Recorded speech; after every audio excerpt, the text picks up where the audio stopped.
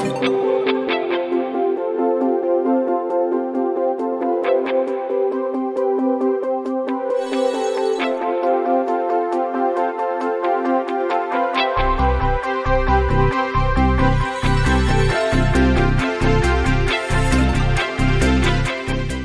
muna tayo sa ating message. Ayan, kasi kailangan nating matapos agad para makapunta tayo dun sa SM ng 1 p.m. Ayan. So ngayon, today nga, itong araw na ito, tinatawag ito na Happy Sukkot or yung Sukkot na tinatawag sa Israel, di ba?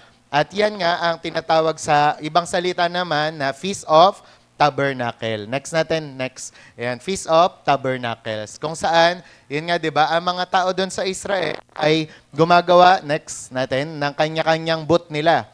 Okay? O yung tinatawag na tent. Di ba? At nagse-celebrate sila doon ng kanilang pista.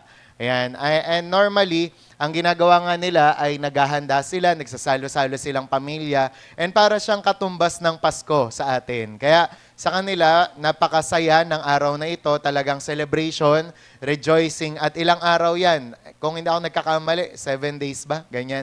Di ba? And yun nga, sa Feast of Tabernacle, nire-remember nila o inaalala nila kasi, next natin, yung pagtira nila sa mga tent nung time na inalis sila ng Diyos sa Egypt. And so, di ba, tumira sila sa wilderness at ang tinirahan nga nila ay mga tent. Ayan. Tapos, yun, sa gitna nun ay yung tabernakulo kung saan doon sila kinakatagpo ng Panginoon. Bumababa yung glory ng Panginoon doon. And every time na dinadaos nila yung Feast of Tabernacles, naalala nila yung simulain nila sa Panginoon. Naalala nila yung pagkilos ng Panginoon nung time na inalis sila sa pagkakabihag ng Egypt.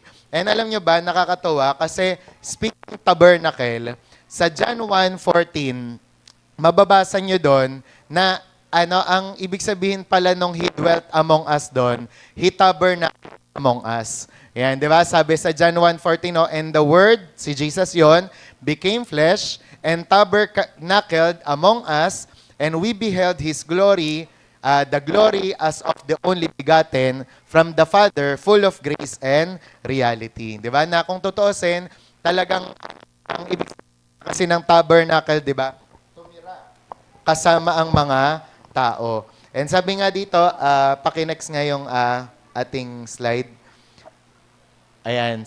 Tapos sa Revelation 21:3, mababasa nyo dyan na, behold, the tabernacle of God is with men, and He will dwell with them, and they shall be His people. God Himself will be with them and be their God. At kung totoosin nga, di ba, ang Feast of Tabernacle, simbolismo siya ng, yun nga, yung second coming ng Panginoon.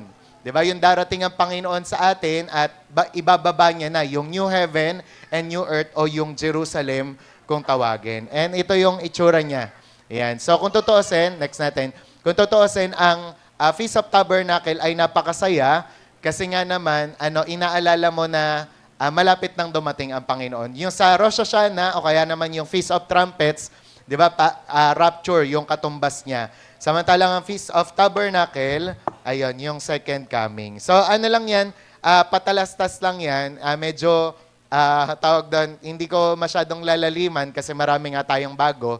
And ngayon, ang itatopic ko talaga sa inyo ay ito, inviting Jesus into your home. Kasi di ba kung tutuusin nyo, kung iisipin, magmula kanina sa mga sinasabi ko, di ba, sa tabernacle, tapos sa John 1:14, tapos bababa yung new heaven and new earth, di ba, makikita doon na ang Panginoon, gustong-gusto niya talaga na sumama sa atin. Gustong-gusto niya talaga na tumira kasama natin, di ba?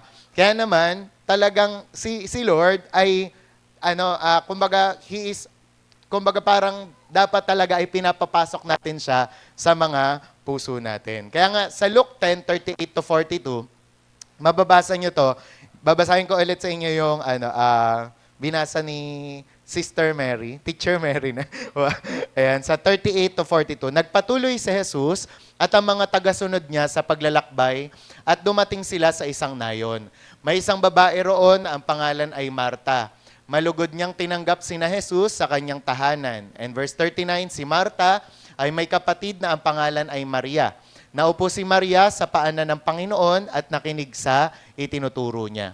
Verse 40, pero si Marta ay abalang-abala sa paghahanda niya, kaya lumapit siya kay Jesus at sinabi, Panginoon, baliwala po ba sa inyo na nakaupo lang dyan ang kapatid ko at hinahayaang ako ang gumawa ng lahat?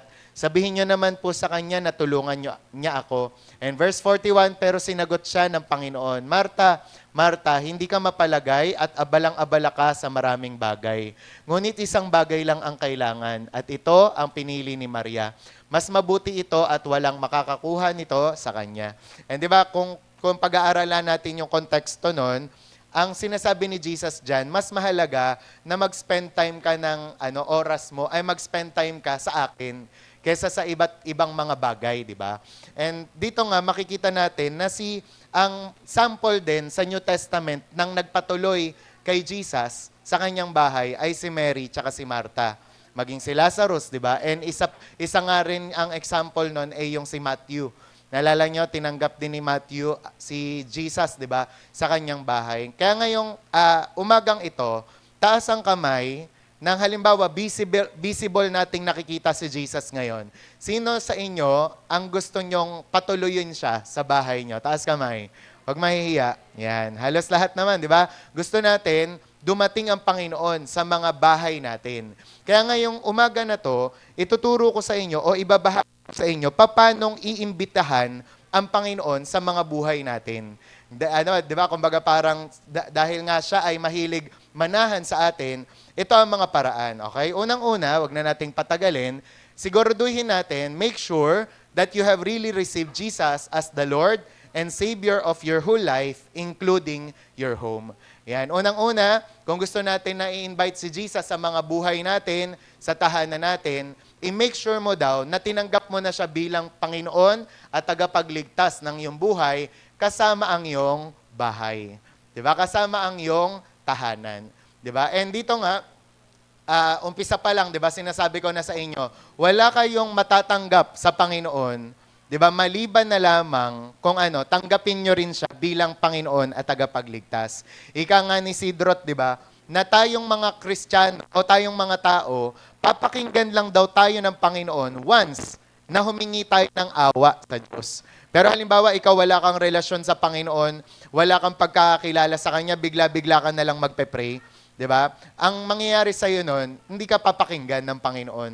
Ang tanging papakinggan lang ni Lord sa'yo, 'di ba, ay kapag nanalangin ka ng tungkol sa awa o habag ng Diyos. 'Di ba? Kaya nga dito, sabi nga, asking Jesus to be your Lord and Savior, tatandaan natin, ito yung iniisip ng iba, ay isang little religious decision lang daw that we make at church that really doesn't affect the rest of our lives. At isa yan sa mga dapat nating i-correct o iwasto ngayon. Di ba? Kasi kapag yung connotation nga na tanggapin natin Jesus bilang Panginoon na tagapagligtas, parang iniisip ng iba, ay, lang yan, maliit lang na decision yan, o kaya naman religious decision lang yan, na sa church lang nangyayari. Di ba? Pero kung hindi naman ito nakaka-apekto sa buhay mo, hindi rin ito mahalaga. 'Di ba? Kaya nga naman sabi nga dito, when we think we think of it as a church thing. When in reality, surrendering your life to Jesus, a whole life thing that will dramatically affect every area of your life, including your home.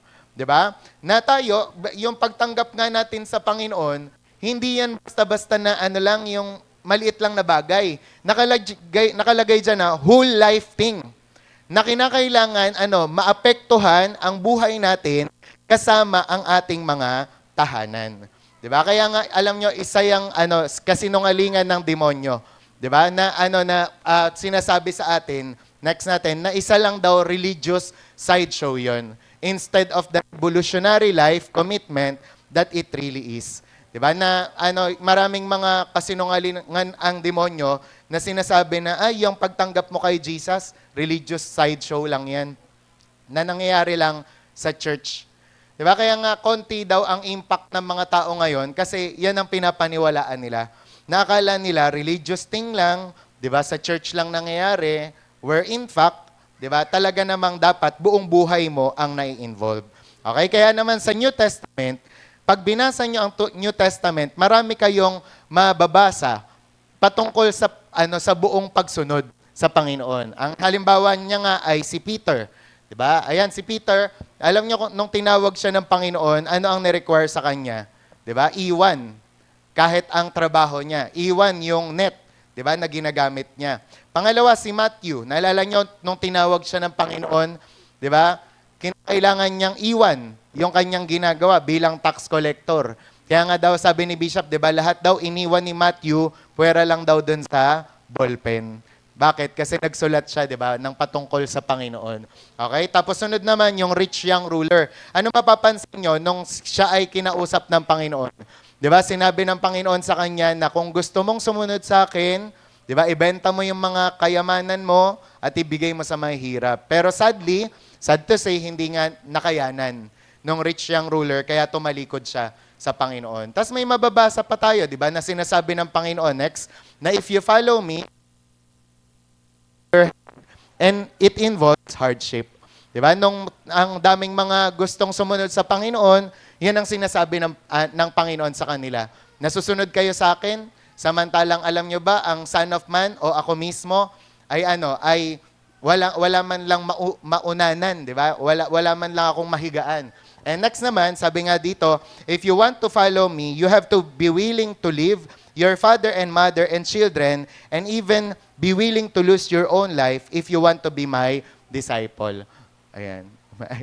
Invite nyo kaya sila sa kids church, ayan, sa kids room. Ayan. Okay. Tapos, si Isaiah okay lang ba dyan? Pasabi kay Isaiah, tahimik siya. Tsaka Isaiah, pasabi sa daddy, tahimik siya. Ayan. Okay, so if you want to follow me, you have to be willing to leave your father. Bawal ma-offend kapag mga naggaganon ako. Ayan. Own life if you want to be my disciple. And sabi nga dito, following Jesus is a commitment of your whole life to Him so that every single aspect of your life is subject to Him as your Lord and Master. Kaya sabihin nyo nga, buong buhay. Ayan. Ibig sabihin, talagang kailangan involve ang lahat. And sabi nga, is Jesus your Lord or Savior? Ayan. Malaking katanungan yan kung Panginoon ba natin ang Diyos. Pero, yun nga, kapag binasa nyo kasi ang New Testament, laging mababasa nyo, Lord and Savior, Lord and Savior, Lord and Savior. Ano ibig sabihin nun? Hindi mo daw pwedeng tanggapin si Lord bilang Savior lang. Kailangan tanggapin mo siya bilang Panginoon, bilang Master. Meaning to say, from this day forward, susunod ka na sa Kanya. Parang kumbaga halimbawa, Althea tabangin. Welcome ka sa bahay ko, pero puwera lang yung tabangin. Si Althea lang ang pwede. Hindi pwede yon kasi si Althea, hindi mo siya pwedeng ihiwalay sa tabangin. Di ba? Kailangan mo siyang tanggaping buong buo. Althea tabangin. Tabangin. Diba? Talagang buo mo siyang tatanggapin. Ganon din ang Panginoon. Kinakailangan, tanggapin mo siya bilang Lord and Savior. Hindi lang Savior. Kasi pag Savior lang, para mo lang siyang ginawang fire exit sa impyerno. Pero kapag tinanggap mo siya bilang Lord, ibig sabihin, you are willing to say to Him na, Lord, wherever you go, I will follow. Diba? Kaya nga nung prayer marathon namin, bless na bless ako sa prayer ni Mira. Di ba kasi minsan daw sa prayer ni Mira, sabi niya, minsan sinasabi natin sa Panginoon, Lord, kasamahin mo kami. Pero di ba dun sa prayer niya, ang prayer niya, pero Lord, sana dumating yung time na ang prayer naman namin na kami naman yung sasama sa'yo. Di ba? Parang kakatouch yung ganon, na kumbaga dumating ka na sa realization na, oo nga naman, ikaw naman ang sumama sa Panginoon. Nang sa gayon, wherever He go, you will follow. Di ba? Halimbawa, gusto ng Panginoon mag-outreach, you will follow. Gusto ng Panginoon na tulungan tong mga tao na to, you will follow. Di ba? Kadalasan, ang prayer natin, Lord, sama mo naman ako dito. Magtotoong ita ko, sana swertehin ako. Di ba? Parang mga ganon. Pero, sana dumating yung time, di ba? Na bilang Lord and Savior natin siya tanggapin. Kaya nga tingnan nyo itong sa galaxy, di ba? Ang daw pala, alam nyo, ang layo daw ng Earth tsaka ng Sun sa ating solar system ay katumbas daw ng kapal lang ng isang bond paper. Tapos ikumpara mo sa basta nalimutan ko yung bilang eh. Meaning to say, sobrang liit natin kumpara sa Panginoon, di ba? And sabi nga daw, sa span ng kanyang kamay, hawak niya yung universe. Di ba? Ngayon, isipin mo gaano kakaliit. Di ba? Gaano kakaliit, tapos, anong ginagawa mo? Ginagawa mo lang personal assistant, yung dapat Lord and Savior ng buhay mo. Di ba? Kaya nga, magmula ngayon, kinakailangan mo siyang tanggapin bilang Panginoon at tagapagligtas. Sabi mo sa katabi mo, take note, Panginoon at tagapagligtas. Amen? So meaning to say, kailangan mong sundin siya. Diba? O Jillian, maging mabait ka sa iyong kaaway. Diba? Phoebe, mag-aral ka ng mabuti. Jess, wag mo nang magbo-boyfriend. Diba? O, bilang Lord and Savior, kailangan mo siyang, sundin. Amen? Papasa ko nga dapat sa church youth group yung video ni Yesha eh. Yung talagang kinukulit niya mama niya, Mami, ayoko pang mag-boyfriend eh. Di ba? Sabi ni Ate Abby, bakit mo ba iniisip yan? Bata, ayoko mo pa mag-boyfriend kahit college na ako. Di ba? Kahit daw college na siya, ayaw niya daw mag-boyfriend. Ayan, pero yun nga siguro kakanood niya ng preaching, 'di ba? Kakasama niya sa mga ate niya, sa mga tita niya, 'di ba? Kumbaga natututo siya.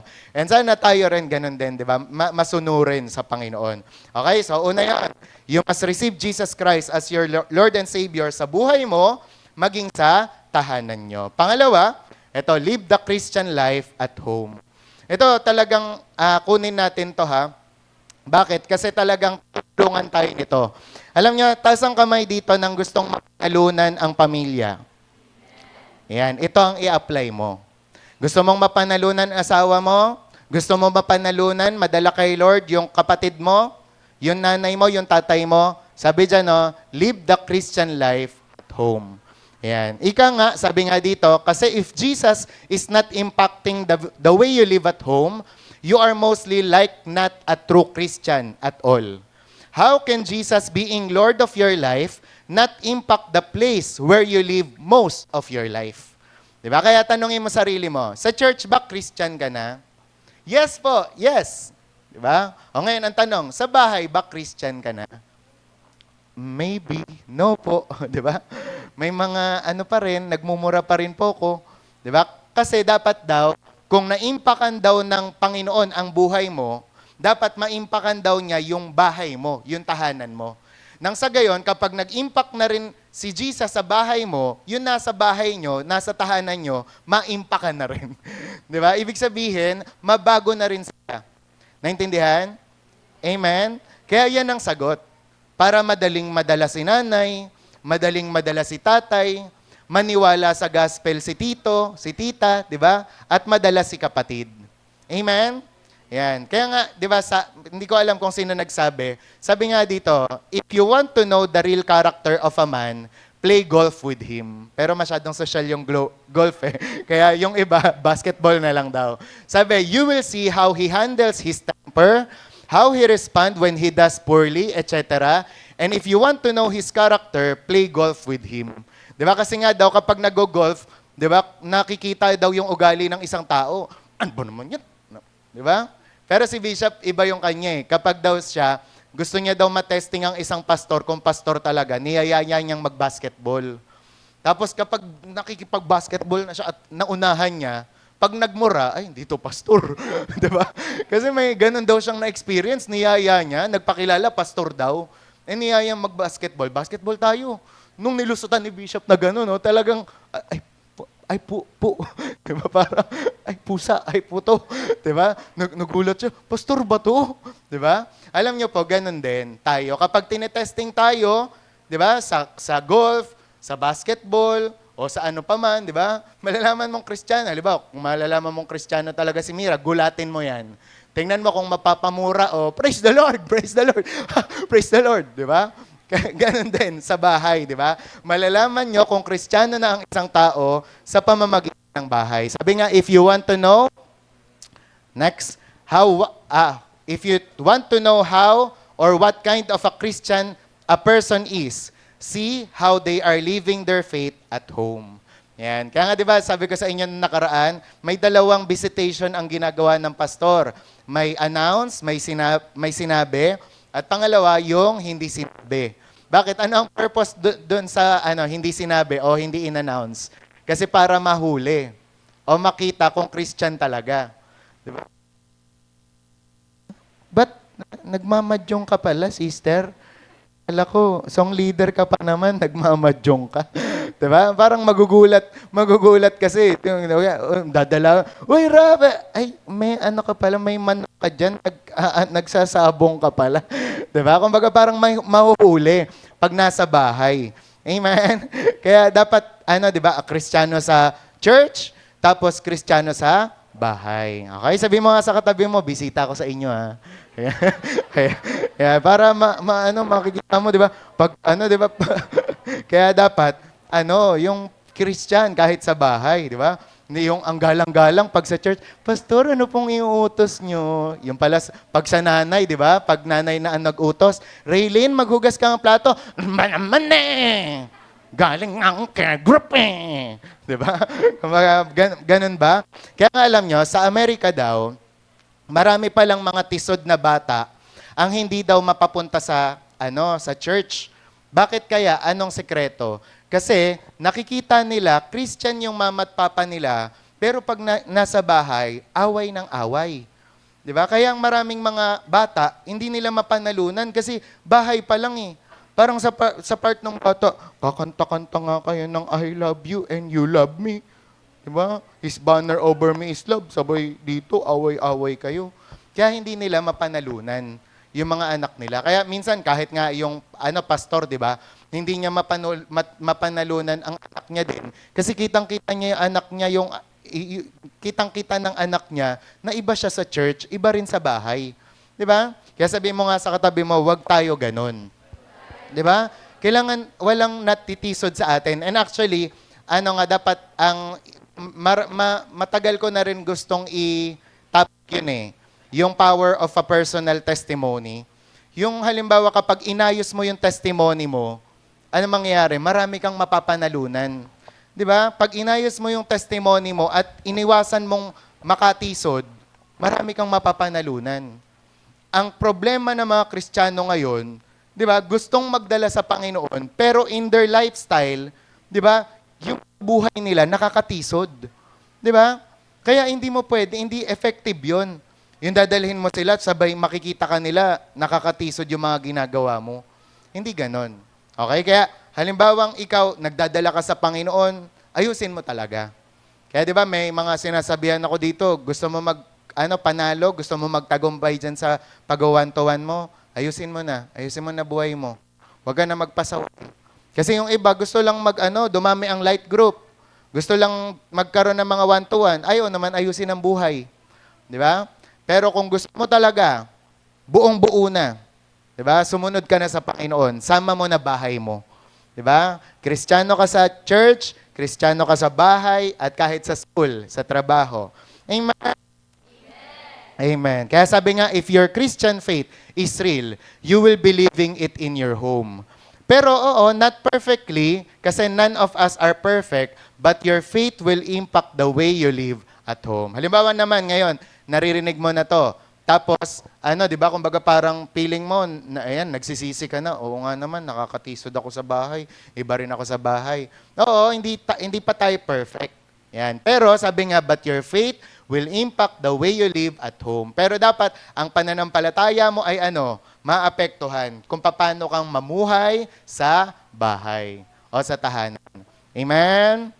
Sabi mo nga sa katabi mo ulit, Christian tayo sa church, tsaka sa bahay. Okay? So, ayan, nagkakasundo tayo dyan, ha? Hindi yung halimbawa, dadalaw ako kay Lagab. Nanay Emily, tatay, anong pangalan ng papa mo? Vicente, Tay Vicente, kamusta po si Gab sa inyo? Ay, pastor, wala nang ginawa yan. Video call na lang na video call dun sa taga Negros ba yun? Diba? Sana naman, wag ganon, di ba? Wag naman, ang dapat marinig, ay pastor, nakakatuwa yan si Gab. Napaka masunuring bata. Tapos wala ring inatupag kundi ang Bible. Di ba? May diba? Kaya mga ganon, dapat Yung pag, kunwari, tinanong ko kayo, oy, Nay, kamusta po si Alona sa inyo? Ay, pastor, lagi naguhugas ng plato yan. Naglalaba, kahit kapitbahay, pinaglalaba. Yan, napakabait, pastor. Dapat ganon, di ba? Yung nakaka-bless. Amen? Amen, di ba? So, ganon tayo. Sabi nyo nga, nakaka-bless. Okay. Pangatlo naman, worship God at home, not just at church.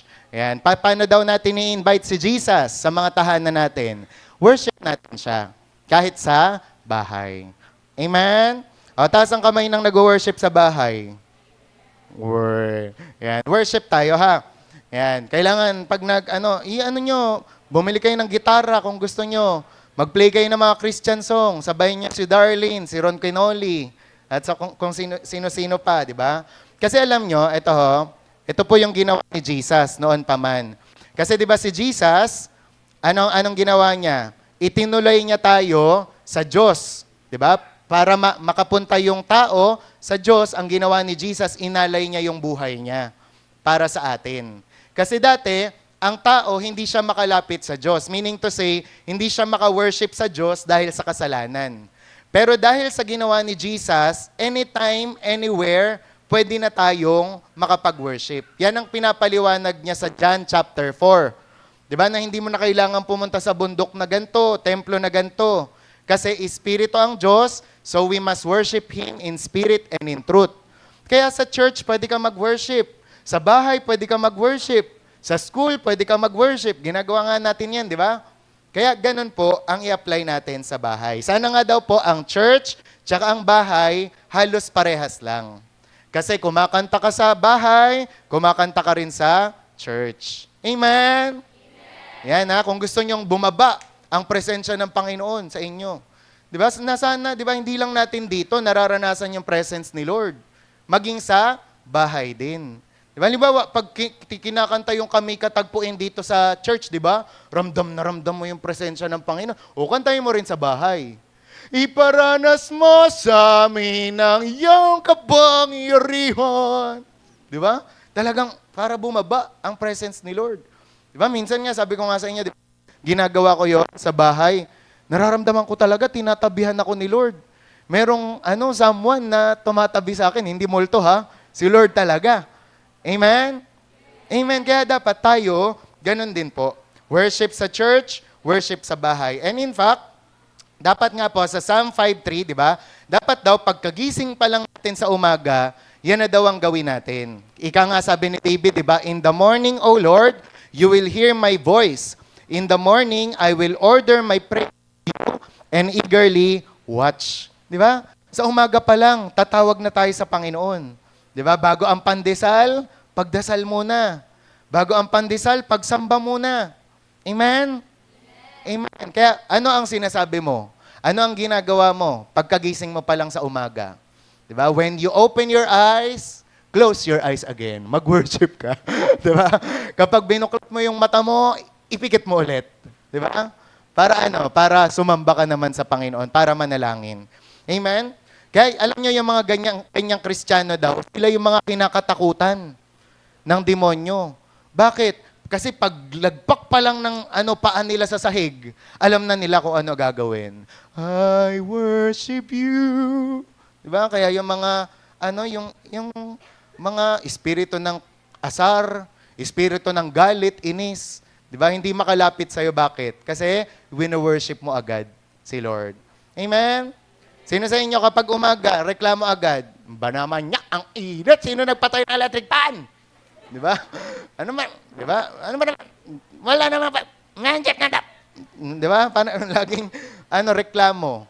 Dapat ang marinig sa atin, umaga pa lang, pagsamba. 'Di ba? Pagising sa umaga, naalala ka. 'Di ba? Nasasabi kang puso ko na makapiling ka. Umaawit, sumasamba, sumasayaw sa'yo. Diba? Ganun dapat. Okay? And sabi nga, worship at church is usually only 1 day a week. Diba? Napansin nyo ba yon? Ang worship sa church minsan, isang araw lang sa isang linggo. Lalong-lalo kung alimbawa, busy ka, working ka. worship at home can be every day. So it can have a much bigger impact on you. Di ba? Kaya nga sana, hindi lang tayo dito nag-worship. Dapat sa bahay. Kasi, bakit? Pag sa bahay, 7 days. Di ba? 7 times. Amen? Kaya nga sabi nga dito, pag papipiliin ka daw sa mga nag-gym, ayan, nag-workout, ano ang pipiliin nila? Isang beses lang sa isang linggo sa gym o 7 beses, di ba? Sa isang linggo sa bahay. Di ba? Mas pipiliin nila 7 beses o kaya 6 na beses sa bahay. Basta consistent. Di ba? Kaysa naman yung sa gym ka pa, pero isa lang naman, isang beses lang isang linggo. Tapos gusto mo na Arnold Schwarzenegger, si Arnold na lang. Yung ano. Ayan, ang hirap ng apelido. Ayan, di ba? So, ganon, di ba? Sabi nga dito, if your commitment to Jesus is real, it will be real at home. Kaya kung tunay ang pagsamba mo talaga, magiging tunay din siya sa tahanan. And if you are really worshiping Him, then you will worship Him at home. Di ba? So kaya tingnan nyo, when we come together for worship at church on Sundays, it should just be the great consummation and bringing together of God's people to do what we have been doing all week long in our own homes. Na pag nagsamba tayo dito, parang practice na lang siya. I mean, samba ka sa bahay, para siyang practice mo o rehearsal kasi mag-worship ka sa church. Amen? Kaya di ba yan ang sinasabi namin sa inyo, music team, sa mga song leader, sa bahay pa lang mag-worship na kayo. Para pagdating nyo dito, hindi kayo pamali-mali. Di ba na mali ang pasok, mali ang tono, kasi hindi nag-worship sa bahay. Dapat, sa bahay pa lang, kaya si Pastor JM, matindi siya dyan, di ba? Lalong-lalo na sa drums. Di ba? Oh, bakit ka pa mali-mali? kay Ray, hindi ka nagpa-practice kasi sa bahay. Ayan. Kasi kailangan, practice sa bahay. Amen? Amen, di ba? And sabi nga, it's like we've been practicing at home all week long. Now, let's come and put it all together and perform for the Lord with all our hearts. Kung ganun ang attitude natin, kung nag-worship tayo sa bahay, tingnan nyo, mas masarap ang worship natin pag nasa church, pagsama-sama. Sabi, our Sunday worship will be so much more effective if we are worshiping at home all week long. Amen? Amen. Okay? And next naman, number 4, kung gusto mong patuloyin si Jesus sa bahay mo, basahin nyo. 1, 2, 3, go. Ayan. So, kailangan may tanggalin ka pala. Kung gusto mong dumalaw, bumisita si Jesus sa inyo, dapat may tanggalin ka. Amen? Sino sa inyo, taas ang kamay, ang dito, gustong ko na bisitahin ni Mayor, tapos yung mga labada nakakalat, basura nakakalat. Di ba, pag halimbawa, pupunta ako sa inyo, Poby. Ulit, di ba? Anong gagawin ni Poby? Ay, pupunta si Mayor. Di ba? Sabi sa iyo, doon pa lang sa sa kalsada ng Green Heights, maglalagay na yan ng red carpet. Hindi, aayusin na talaga niyan. Uy, natin to? Ayusin natin tong mga natin. Di ba? Tatanggalin yung mga basura, kalat-kalat, di ba? Alam nyo, ganun din daw sa ating tahanan. We need to remove any stumbling blocks from our home kung talagang gusto nyong maging welcome si Jesus. Ulit, taas ang kamay ng gustong i-welcome si Jesus sa bahay.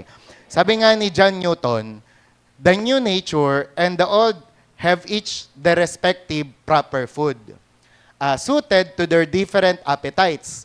And what is nourishing to one is death to the other. Okay, tayo makinig.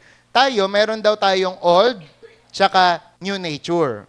Yung old nature, yan yung mga ugali natin, mga karakter, nung wala pa si Jesus. Diba? Itong new nature, ito na yung nabago tayo, na born again tayo. Yung old, ito yung mga ugali nating kahambugan, yung kayabangan, diba? Yung kaanuhan, lahat ng mga mali. Yung new nature, ito na yung kagaya ni Jesus. And sabi, may kanya-kanya daw proper food yan, suited to their different appetites. Pag yung new nature yung pinapakain mo, siya ang lalakas. Pero kapag yung old nature ang pinapakain mo, siya rin ang lalakas. Kaya dapat, mas piliin natin, pakainin yung new nature. 'Di ba? Mas paniwalaan mo 'yon. Meron akong parang nakausap na ang problema niya kasi ganun daw talaga siya noon pa. Parang kahinaan niya 'yon. Pero ang tanong niya, ano na ba ang naging ikaw nung tinanggap mo si Jesus? Ako po talaga mahilig ako mag-worship, tsaka magbasa ng Bible. O yun ang pakainin mo. Yun ang 'di ba? Hindi yung halimbawa, kung yun ka na dati, kalimutan mo na yun. 'Di ba? Kaya nga may kantang ano? I'm not going back, 'di ba? I'm moving ahead. I'm here to declare to you my past is over in you. All things are made new, 'di ba? Bago na ako. Kapag kinakamusta ka na ulit nung dating ikaw, ilibing mo ulit. Di ba? Kasi kailangan ang mabuhay yung bagong ikaw. Amen po? Sabi, thus, it is very important what kind of spiritual food or input you have around you in your home. Kaya dapat, inaalagaan din natin ano ang ini-input natin kahit sa bahay natin. Okay, halimbawa nga, sinample dito, yung Coca-Cola. Halimbawa ikaw, nangako ka. Praise. Nangako ka na hindi ka na magso-soft drinks kahit kailan. Yan. Bakit may tinititigan kayo? Halimbawa, nangako ka, hindi na po ako magso-soft drinks kahit Coke Zero pa o yung no sugar na yan. 'Di ba? Ngayon, hindi daw magiging effective 'yon kung yung rep mo punong-puno ng Coca-Cola. 'Di ba? Halimbawa, sasabihin mo, ay hindi na ako magso-soft drinks. Pero pagbukas mo ng rep mo, daming Coca-Cola. Sila daw mag-asawa, yung sabok na to, ang ginagawa nila, halimbawa, hindi sila magko-coke, hindi sila mag-i-stack ng coke kahit sang parte ng bahay nila. Para nang sa gayon, makatulong yon sa pagda-diet o pag-iwas nila sa Coca-Cola. Alam nyo, ganun din po sa buhay natin. Kung meron tayong mga iniiwasan, hindi dapat yan, wala na dapat yan sa tahanan natin. Di ba? Halimbawa, ang mga taong, ayoko nang manood ng pornography. Bakit may DVD ka pa dyan? Ayoko na tumingin sa mga malalaswa. Bakit andyan pa yung magazine na yan? Di ba?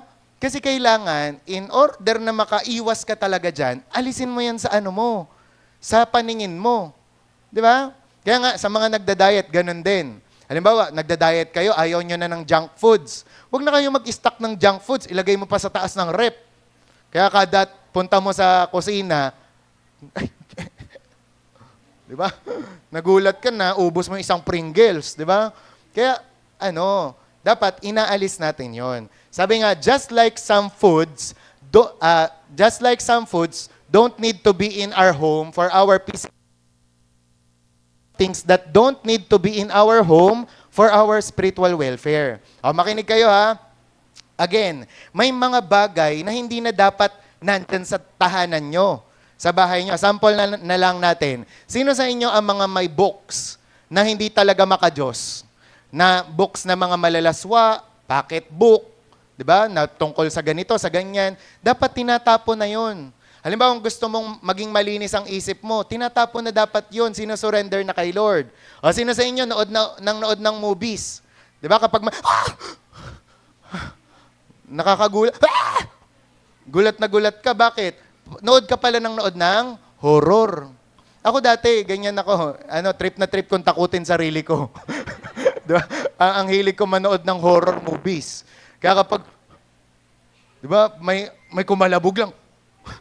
Di ba? Kasi horror ang lagi kong pinapanood. Ewan ko ba, trip na trip ko ang sarili kong takutin. Di ba? Nood, pero takot naman. Di ba? Pero alam nyo, nag-i-invite daw yan ng mga bad spirit sa bahay. Kaya ang mga tao sa bahay nagiging matatakotin dahil sa mga pinapanood na yan. Di ba? O halimbawa, bakit daw ang isang tao napupuno siya ng lust? Di ba? O kalaswaan, di ba? Kasi ang mga pinapanood din, malalaswa. Okay? Kaya dapat inaalis yan sa bahay. And also, yung mga DVD, hindi pa tayo tapos. Yung mga DVD, di ba? Ayan, itanggalin din natin yan. Naalala ko dati, nung panahon namin, Uso sa amin yon sa McFriends, yung dalahan kami ng mga CD sa church. Tas doon mismo namin sisirain, wawarakin, talagang susunugin namin doon. Di ba? Kasi tinuro nga sa amin yan. And pang-apat, sino sa inyo yung nakikinig pa ng music? Di ba? Yung mga worldly music. Kasi merong isang tao, talagang na ano siya, yung parang na ano siya, yung na-down siya, tsaka na-depress siya. Parang sa part niya, sa isip-isip niya, bakit ba ako nade-depress ng ganito? Bakit ba ako nalulungkot ng ganito? Malaman-laman niya, kinig pala siya ng kinig ng mga song ni Barry Manilow. Sino nakakakilala ng mga song ni Barry Manilow? Yung, I can't smile without you. I can't smile without you. Diba? I can't laugh and I can't sing. Diba? Yung mga ganun. Tapos yung mga oh Mandy, diba? Kaya pala siya nalulungkot. Diba? Kaya tayo, alam nyo, imbis na mga ganong song, yung mga pakinggan natin, di ba, ibahin natin. Di ba, sino sa inyo nakikinig pa rin, di ko kaya, ako ay iwan, di ba? Kung liligaya ka sa piling ng iba. Di ba, mga liliyad-liyad ka pa. Di ba? Pero ano ang sinasabi na dapat pakinggan natin? I know I can do all things, di ba? Kaya tuloy, di ko kaya. Pag nag-exam ka, di ko nga kaya. Di ko kaya. Diba? Pag may mga project, di ko kaya. Kasi laging, di ko kaya, di ko kaya. Diba? Laging sinasaksak sa isip mo. Amen? Diba? Paltan nyo yan. Tingnan nyo. May galak, may andiyan sa piling ng Diyos. Diba? Kaya nga ako, halimbawa, pag ko na rin ang lalambot din ako tuwing umaga, diba? Parang, ang hirap bumangon. Diba? Bukod sa pinapaalala ko sa sarili ko, uy, ikaw ang pastor. Pag umabsent ka, wala silang papakinggan. Diba? Bukod sa pinapaalala ko, ako yung pastor. Pangalawa, ang ginagawa ko, nagpe-play ako ng mga music. Yung mga nakaka-indak. Diba? Mga intro pa lang yan, nakaka-indak na eh. Diba? Kaya alam nyo, dapat ganun ang pinapakinggan natin. Amen? Kaya kung may mga pinapakinggan pa kayo na hindi dapat, alisin nyo na. Delete na, okay? And some of us need to make some changes in our spiritual diet to make our home a more welcoming place for the Lord and what He wants to do in our lives. Yan, kung gusto nyong malaya na kumilos si Lord sa buhay natin, ayusin natin yung mga diet natin. Sabi, invite Jesus into your home by getting rid of things from your home that might quench His presence and work in your life. Kahit nga daw yung mga display, di ba? Dati kasi may mga display na, di ba? Sino sa inyo may display na ganito sa bahay? Mga bungo, mga Buddha, iba't ibang mga rebulto, Diyos-Diyosan. Ayan, dapat tinatanggal daw natin yan. Okay? And then panglima, syempre hindi lang tayo mag-aalis. Hindi lang tayo magre-remove. Kailangan din natin na maglagay, mag-employ. Kung gusto natin iimbitahan si Lord sa buhay natin, employ things at home which encourage your faith. Diba? So sabi nga, get out of your home things that might quench His Spirit. Alisin natin yung mga pwedeng hindi makapagpasaya sa Panginoon. Pero, but do employ things that will be of benefit to you spiritually in your home. Sa lahat ng mga nakapunta sa bahay namin, siguro, napapansin nyo yon, di ba? Sa mga pader namin, may mga nakalagay na verse, di ba? And ito yung next, ito yung ine-encourage, di ba, sa atin. Na sa bahay natin, i-employ din natin, di ba? Pag nabasa nyo yung yung Deuteronomy, di ba, may sinasabi ang Panginoon diyan, yung salita ng Diyos, ilagay nyo sa ganito, ilagay nyo sa ganyan, para laging naaalala. Ganon din sa bahay. Di ba? Kaya nga, dun sa book, sabi ng mag-asawa, sila daw talaga, yan ang nilagay nila sa kanila, kasi sa bahay nila. Kasi every time daw na nakikita nila, uy, this is the day that the Lord has made. We will rejoice and be glad in it. Kasi malulungkutin sila mag-asawa. Pero nung nilagay na nila yung verse nila dyan sa frame, tapos nilagay sa pader, every time na mababasa nila, napapaalalahanan sila, ay, hindi, let us rejoice and be glad in it. Kasi regalo to ng Panginoon. Di ba? Kaya ganun din. Sa bahay natin, di ba, pwede, malaya kayong maglagay ng mga verse dyan. Di ba? Ma, requestan mo, ma, sabit ako sabit ako ng verse, di ba? Pero ayusin mo naman. Lagyan mo na, ilagay mo sa frame, hindi yung sa bond paper tapos ang JJ ng mga pagkasulat, di ba? Kaya dapat, ayusin mo naman, i-frame mo, ayusin mo, di ba? Lagyan mo ng mga arts, kaartihan, ganyan. Yung pala yung arts, ibig sabihin kaartihan. Arts, di ba? And also, sa bahay din, yan, i-play mo yung mga music. Di ba? Sino sa inyo, taas ang kamay na nagpe-play na ng music? Ayan. Ako, ito, sa amin dati, ano yan, talagang, pero it takes, syempre it takes lakas ng loob, tsaka tapang para gawin yon. Kasi dati talaga, syempre, hindi naman kami solidong Christian magmula bata, di ba? Dati pag dadating ako sa bahay, nakapagpatugtog na yan sa playlist ni Papa. Mga NSYNC, yung Backstreet Boys, yan, Westlife, ganyan. Kaya, napapaganon-ganon din ako. Diba? Pero, nung naging Christian na ako, pinapaunti-unti ko na. Nagpa-burn na ako ng CD kay Pastor Mon dati. Yan. Pero kasi dahil kami dati, mga worldly pa, ang binurn niya sa akin, kalahating Christian, kalahating worldly. May mga 1,000 miles pa, may hawak kamay sino nga ba yun? Ni Yeng, di ba? Kaya pag after ng Hillsong, si Yeng na yung napapakinggan ko. Pero, dinaan ako ng Panginoon sa paunti-unti.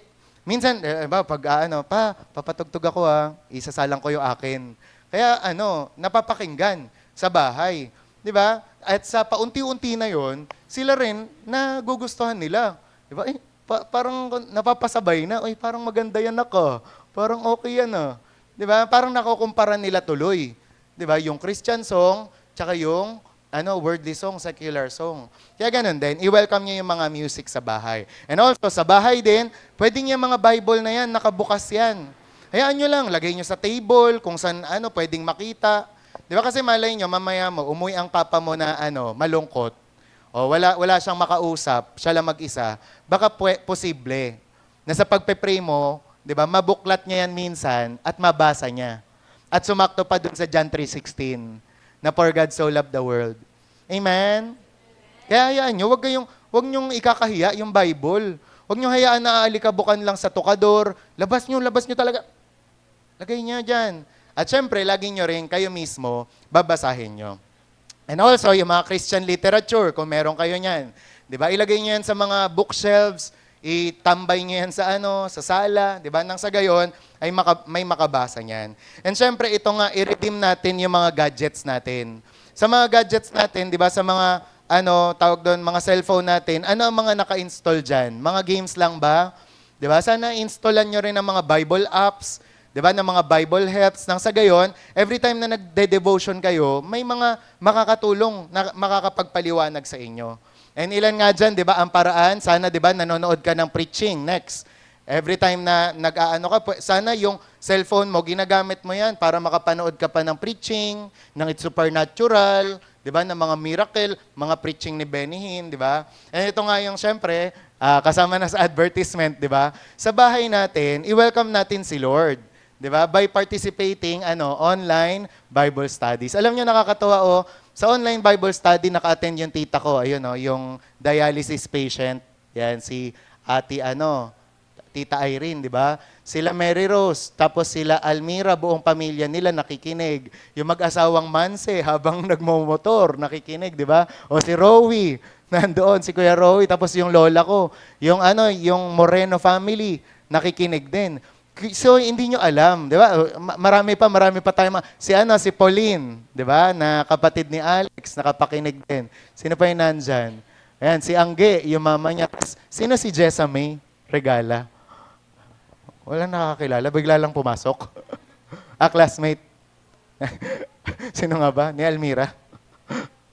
Ayun. Di ba? Kumbaga parang kung sino-sino ang, kung sino-sino. Hindi, pwede, di ba, na makapakinig ang buong pamilya. Amen? Kaya sabihin nga natin, participate na tayo. Ayan, kailangan, yun ang ginagawa ng mga gadget na yan. And sabi, we need to employ all kinds of godly input in your home that will help you invite Jesus into your home. Amen po. Amen? Amen. At pang-anim, ito na ata yung last. Yan, use your home as a base of ministry. Ito rin, napakaganda nito kapag in-apply nyo. to sa buhay nyo. Kasi ito, pangarap ko lang to dati. Na halimbawa, yung mga couple natin dito, halimbawa, sa bahay nila Syra, diba parang maganda lang yung may mga nababalitaan ka na ganon. Sa bahay ni Syra, sa pangungunan ni Syra at Adrian, nabuo ang isang Bible study at nakapanalo sila ng 30 kaluluwa, ganon. Di ba, yung mga mag-aasawa na dyan, di ba, pwede nang mag-lead ng mga Bible study yan, mga couples fellowship. Di ba, yung mga kumare, kumpadre, kapitbahay, imbitahan nyo. Di ba? Use your home as a base of ministry. Ang sample nga niyan, yung kaninang binasa natin. Di ba? Si Mary and Martha. Na winelcome nila si Jesus by inviting Him sa bahay nila. Di ba? Kaya isipin nyo, ang Panginoon ng mga Panginoon, hari ng mga hari, pumunta sa tahanan nila. Simply because binuksan nila yung pintuan. Amen? Gusto nyo mangyari sa bahay nyo yan? Amen, di ba? And sabi nga ito, si Rosaria Champagne Butterfield, ayan, hindi siya mahilig sa champagne, ha? Ayan, Butterfield, isa po siyang former liberal lesbian professor from the Northeast na naligtas at ngayon ay pastor's wife na siya sa North Carolina. Alam nyo ba, ang malaking parte ng salvation niya na testimony ay merong pastor at pastora o asawa ng pastor na tumanggap sa kanya sa tahanan nila. Nagkaroon sila, nagkumain-kain lang sila at habang kumakain sila, nag-uusap sila patungkol sa Diyos. And God used those times to slowly draw her to Himself. Di ba isipin nyo yun na mag-asawang pastor, tapos iniimbitahan lang to. Yung dating lesbian na professor. Nag-uusap lang sila. Pero sa pamamagitan ng usap na yon, ano nangyari? Di ba, napanalunan siya. And so now, she believes strongly in using your home as a base to reach and care for others. Kasi hindi mo alam, sa simple mo palang pag-invite ng isang tao, 2 tao dyan, di ba? Tapos kausapin mo patungkol sa Panginoon, naliligtas na pala yan.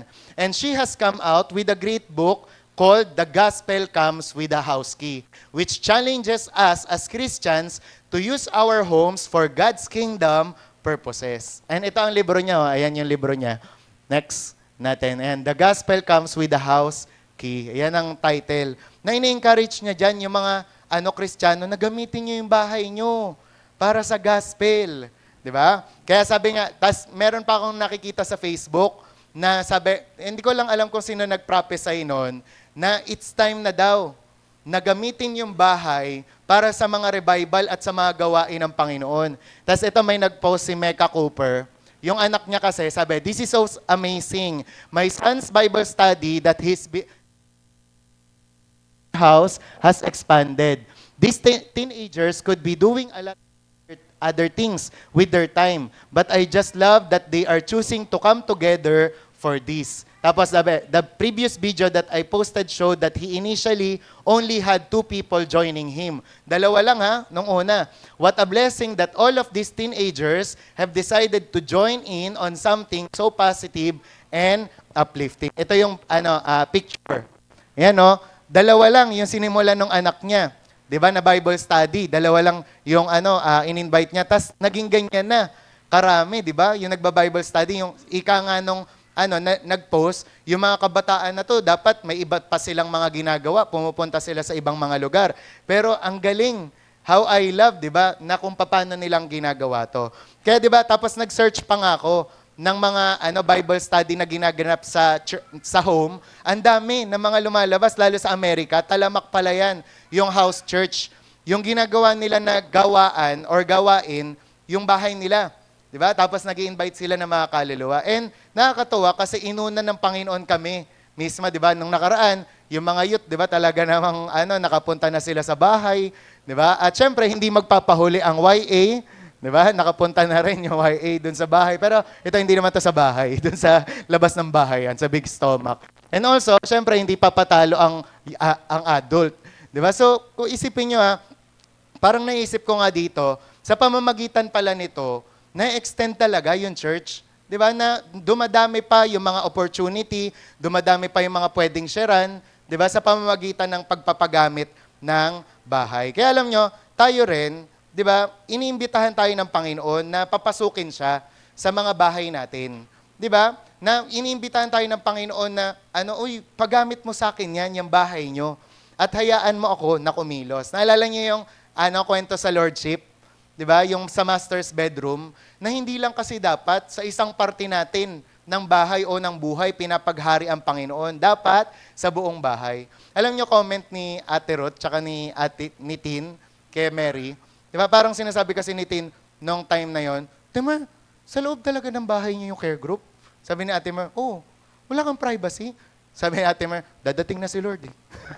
Parang oo nga, no? Parang kung iisipin, wala na kaming privacy. Kahit bahay namin, ginagawa na ng gawain. Di ba? Pero ano naisip namin? Darating na kasi si Lord. Di ba? Kailangan paggamit na natin yung kailangang gamitin ng Panginoon. Di ba? And yun nga, alam nyo ito, anumang klaseng bahay meron kayo. Ito, ini-impart ko sa inyo yung burden tsaka yung passion na binibigay ng Panginoon. Di ba? Willing ang Panginoon na panahanan yan. Willing si Lord na puntahan yan. Basta't ibukas mo yung pinto. Pwede sabihin, Pastor, yung bahay po namin, barong-barong lang. Di ba? Pwede ko ba na gawin, pwede ko ba na ipagamit yun para sa gawain? Ano mang klase yan na bahay? Remember Jesus Christ? Saan siya pinanganak? Sa manger. Di ba? Hindi naman sa St. Luke's Hospital, hindi sa mansion, di ba? Kundi sa manger. And alam nyo, walang pinipili ang Panginoon kung malamansyon man yung bahay nyo o kung ano mang, basta't welcome siya, di ba? Kikilos siya. Amen? At ngayon, pwedeng sabihin sa inyo pwede nyo sabihin, Pastor, I have no ideal family. Hindi maayos ang pamilya namin. Hindi ko nga po maipagmalaki ang tatay ko o nanay ko. Di ba? Alam nyo, kung usapang pamilya, ito ang gusto ng Panginoon, si Lord, He is still on the business of changing families, of changing lives, of restoring families. Kaya, kumbaga parang maanot ibukas natin yung mga bahay natin. Kasi alam nyo, kapag sinimulan yung buksan yung bahay nyo, yung buhay nyo, yung tahanan nyo sa Panginoon, siya yung magta-take over. Oo, hindi mo kayang baguhin ang pamilya mo, hindi mo kayang baguhin ang tatay mo, ang nanay mo, mga kapatid mo, pero si Jesus kaya. Amen? Di ba? Kaya I invite everyone. O ngayon naman, Pastor, di ba, usapang bahay, usapang tahanan o pamilya, paano pag-usapang puso? Pastor, pag-usapang puso, hindi ako, tawag doon, yung parang hindi ako ayos. Di ba? Talaga pong broken-hearted ako. Di ba? Talagang hindi lang wasak, hindi lang broken-hearted, hindi lang di ba, sira, kundi talagang wasak na wasak. Di ba? Pero si Lord, ano ba talaga ang promise niya? Di ba? He heals the broken-hearted. And sabi nga, di ba, talagang kapag daw si Lord, dumadating siya sa puso, siraman yan, inaayos niya pa rin. Si Lord, ako laging naalala ko yung sinasabi ni Pastora tungkol sa puso. Kapag ang puso ay sira, pag dumating si Lord dyan sa puso na yan, aayos yan. Kapag ang puso madumi, pag dumating si Jesus dyan, lilinisin niya yan. Kapag ang puso durog, di ba, pag dumating siya dyan, ire-repair niya yan. At bibigyan ka pa ng bagong puso. Naintindihan? Kasi hindi siya dumadating tapos iniiwan kang tiwangwang. Kundi dumadating siya at inaayos niya ang buhay mo. Amen? Kaya yun ang mensahe ng Feast of Tabernacle. Na ang Panginoon, gustong panahanan tayo. Gusto niya na tumira sa atin. Ngayon, ang tanong, are we willing, di ba, to accept Him? Amen? Kaya ngayong umaga na to, ganito pa rin, di ba? Sa Revelation 3:20, yan ang sinasabi pa rin ng Panginoon. Tingnan mo, nakatayo ako at kumakatok sa pintuan. Kung ginino man ang aking tinig at bubuksan ng pinto, papasok ako at kakain akong kasalo niya. Yan po ang sinasabi pa rin ng Panginoon. Di ba? Nag-iintay pa rin siya. Na i-welcome natin siya sa mga buhay natin. Di ba? Na gusto ng Panginoon kumilos sa buhay mo, sa bahay mo. Kung nakikita mo yung pamilya mo hindi ayos, di ba? Mas lalo mong i-invite ang Panginoon sa pamilya mo, di ba? Kung nakikita mo ikaw mismo hindi ka ayos, mas lalo mong i-invite si Lord sa buhay mo. Kaya this Feast of Tabernacle, nawa magets natin, makuha natin yung point ng Panginoon. na gusto niyang tumahan, gusto niya na manahan sa mga buhay natin.